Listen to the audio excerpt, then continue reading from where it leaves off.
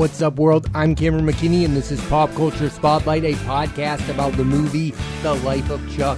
Here's a quick synopsis. Marty Anderson, a teacher, and Felicia Gordon, a nurse, are a former married couple who are living during tough times, with multiple natural disasters happening at once. The world is without internet, and it all appears to be connected to one man named Charles Krantz. The film stars Tom Hiddleston, Benjamin Pajak, Chiwetel Ejiofor, Karen Gillan, Annalise Basso, Mia Sara, and Mark Hamill. Standout performances: Tom Hiddleston is one of those actors best known for one role, Loki, the God of Mischief, in the Marvel Cinematic Universe, starring as the character in 2011's Thor, a standalone superhero movie that still really holds up, 2012's Avengers. This to me is his best movie as Loki. He gives the best performance in a movie full of stars. When I think about the best villain performances, this one always comes to mind.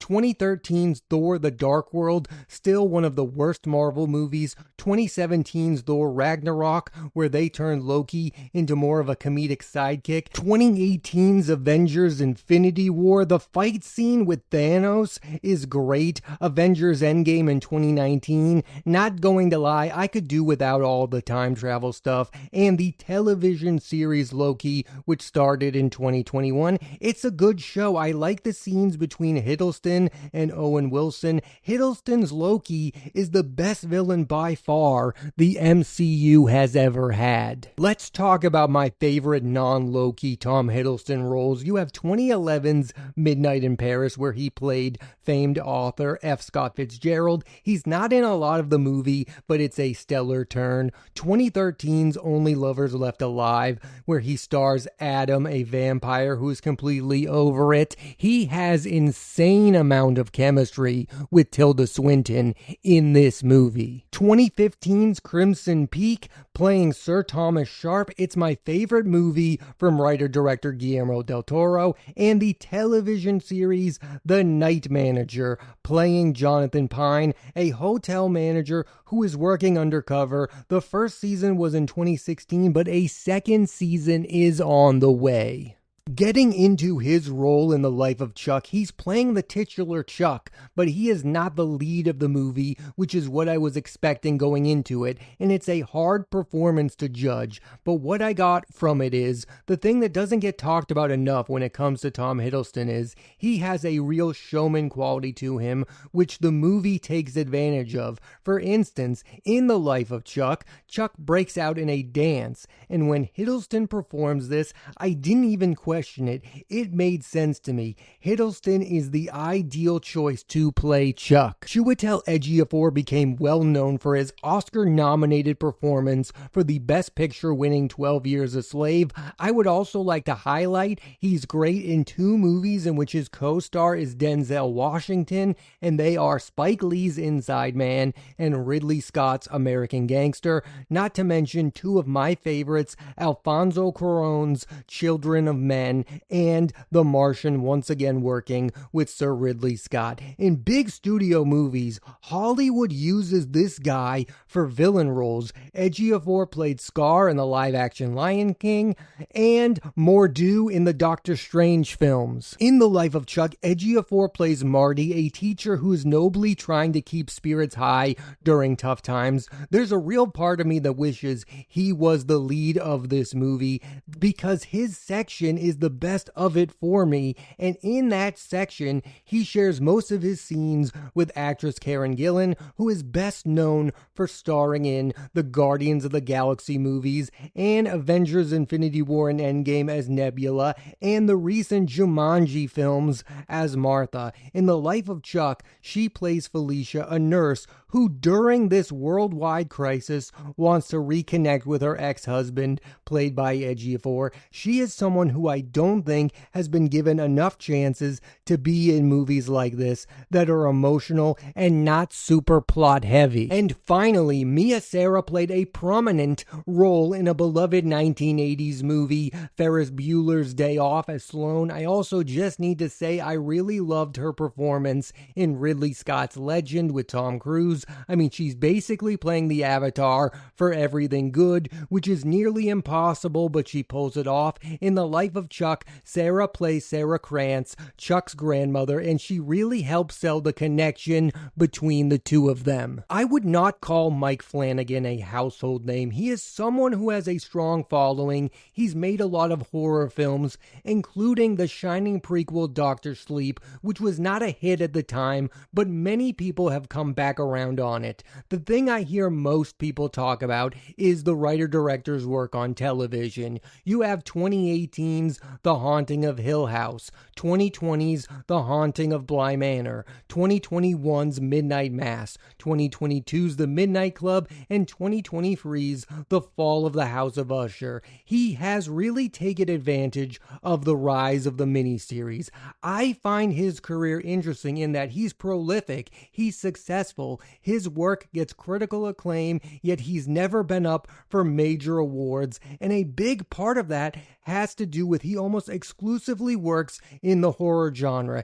Even the greats like Stanley Kubrick made The Shining and did not get an Oscar nomination. The Life of Chuck is a very different kind of movie for Flanagan, and early on it did feel like it could emerge as an awards contender, but now I doubt it. More on that in a bit. I did walk away from this film impressed with what he did as a filmmaker. When you generally think about Stephen King adaptations, you think about horror, but my favorites weirdly are the ones outside of that genre. Rob Reiner's Stand By Me, The Shawshank Redemption, and The Green Mile, both from director Frank Darabont. Not only do I think those movies have great performances in them, I just relate more to them on a human level, which is exactly what The Life of Chuck is attempting to do. Does it fully get there? That's something that I'm grappling with on this podcast. Let's start with this. I was beyond intrigued by the jumping off point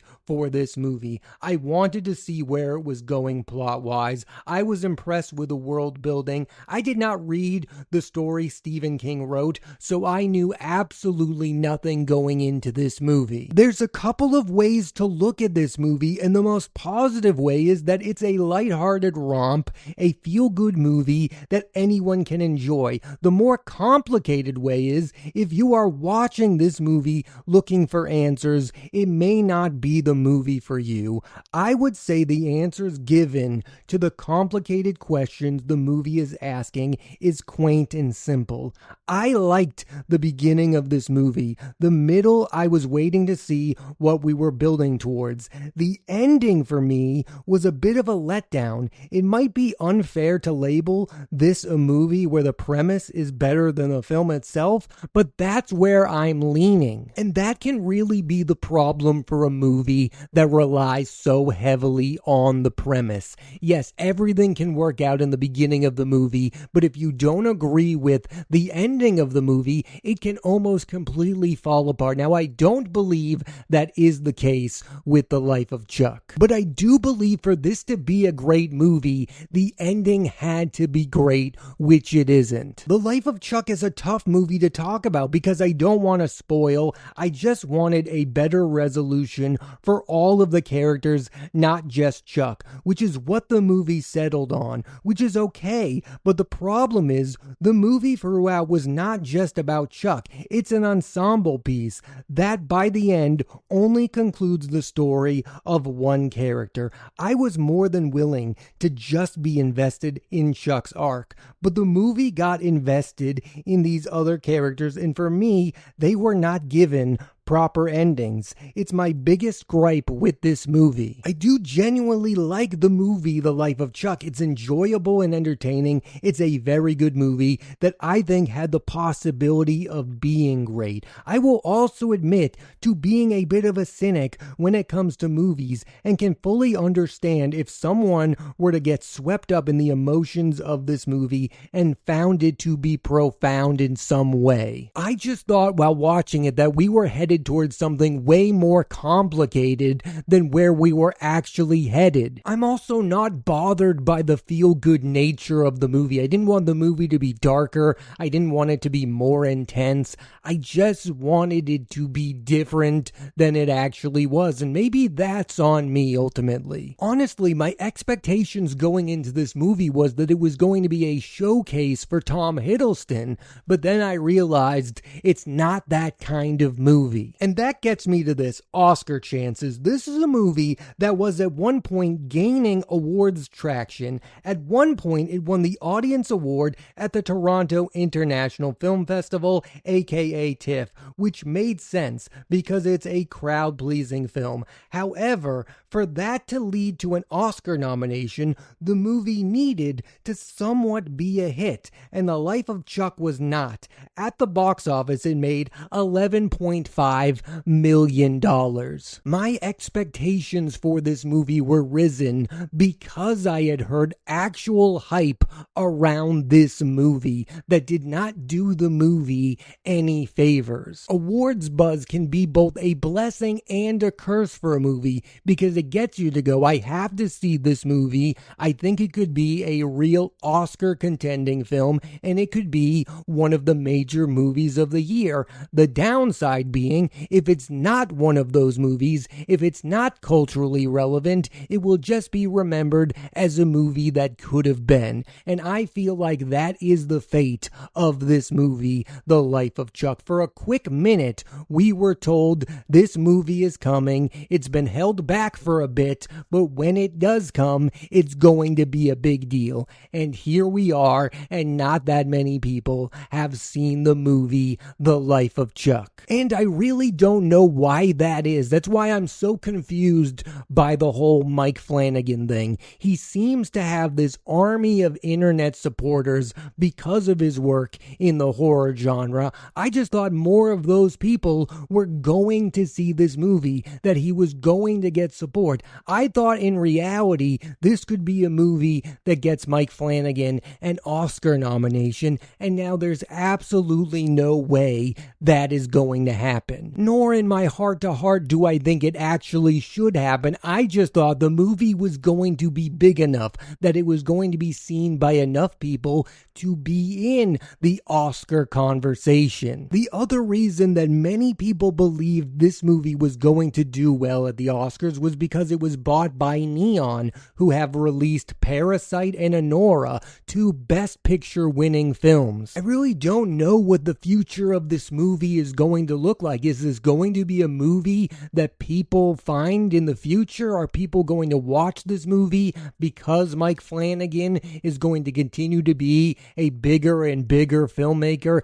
I don't have the answers for that. It just felt like for a brief moment in time, this movie was expected to have a big moment, and then it didn't. And that's always something interesting to talk about when it comes to movies. It's also an example of how it's impossible to predict how a movie will play in today's world. Yes, I do believe that The Life of Chuck would have been a bigger hit if it were released in the 90s or the 2000s. I think there was a time and place where a movie like this makes back $80 million. I think that world did exist. But now we live in a world where only one movie can dominate the culture at a time, and this movie did not dominate the culture despite the fact that it has been described as the ultimate crowd-pleasing movie. Is it possible that people no longer have a place for the old feel-good movie? I mean, we kind of grew up in a world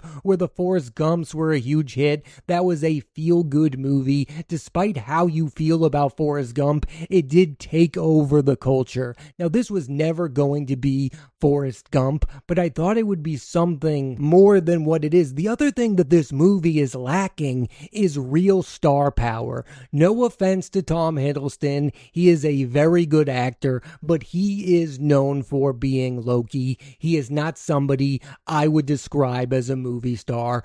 Same for Mark Hamill. I love Mark Hamill. He's one of the greatest voice actors of all time. He's Luke Skywalker. He's a big deal, but he doesn't sell a movie. Chiwetel Ejiofor doesn't sell a movie. Karen Gillan doesn't sell a movie. I think historically the feel-good movies that do sell are the ones that star major movie stars. Tom Hanks is at the center of Forrest Gump. That is why that movie was a massive hit, because people wanted to watch Tom Hanks on screen. The Life of Chuck is a bit of a bummer for writer-director Mike Flanagan. It was him doing something different than what he's known for. The Life of Chuck was a real curveball for a guy best known for what he does with horror. I mean, his next project is very much in line with the rest of his career, a television adaptation of Stephen King's Carrie. It should also be noted that he's wrote the screenplay for an upcoming movie about the Batman villain Clayface. So yes, I will admit that this is a big swing of a movie for Mike Flanagan, but I would also argue that he did not take a big enough swing with The Life of Chuck, and maybe he was too faithful to the Stephen King story. Again, I haven't read the story. I don't know if the ending is completely in line with the ending of the movie. I just wanted something more challenging. Again, I am sure there are people out there who are more impressed by the deeper meaning of the movie than I was, and I would say to them, good for you. I'm just not fully on board with the ending of the movie The Life of Chuck. But I have heard a lot of support from this movie, and that is what is so fascinating about a director who has a niche audience. There are people out there who do treat Mike Flanagan like he is the best director working today. And I think you can tell that I don't think he is that. I think he is a very good director. I think he made a very good movie. I mean, there's one movie journalist I really liked who named this movie his favorite movie of 2025, and I'm not going to name who it is, but I do know that this is a guy who really loves everything that Mike Flanagan is doing, and I'm not that guy. I haven't seen everything that Mike Flanagan has made. I think he is a very good director. I'm interested to see where his career goes from here. I want to continue to see him make different kinds of movies. I mean, it's not a fair thing to do, but when you hear that somebody that you really respect loves a director, you try really hard to discover why. And I'm just not there yet with Mike Flanagan. I think he's a really good filmmaker. I would not go great just yet. So I have seen the extreme reaction of people loving this movie. I am somewhere in the middle. I really like it. I really respect it. I could also definitely see people despising this movie. I mean, this is a movie where we lose the internet completely. I mean, it is trying to get you to feel something emotionally,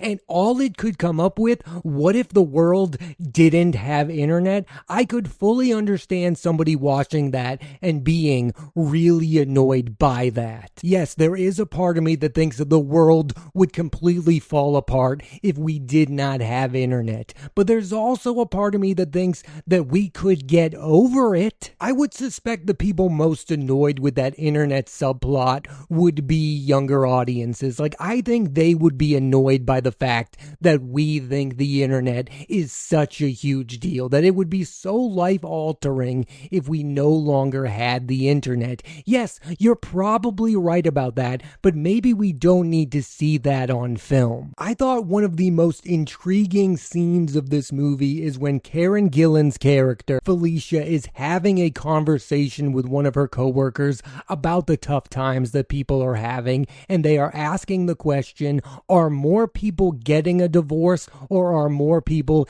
getting back together with their ex? And that truly is the thing that I thought the movie was going to explore more deeply. Like, I really did believe this movie was going to become a movie all about Chiwetel Ejiofor's character and and Karen Gillan's character that it was all going to be about Marty and Felicia. And yes, fair to say that was naive of me, because this is a movie called The Life of Chuck. I mean, I don't want to end this podcast on a down note, but I would say maybe the harshest criticism I could make about this movie is the fact that I deep down really don't care about Chuck, that I care more about the other characters, that I care more about Marty and Felicia. And to that end, I would say that's the movie's fault, that I care more about those characters than I do about Chuck. They made those characters more interesting. Thanks for listening to this edition of Pop Culture Spotlight. I'm Cameron McKinney, and there'll be a new episode of the podcast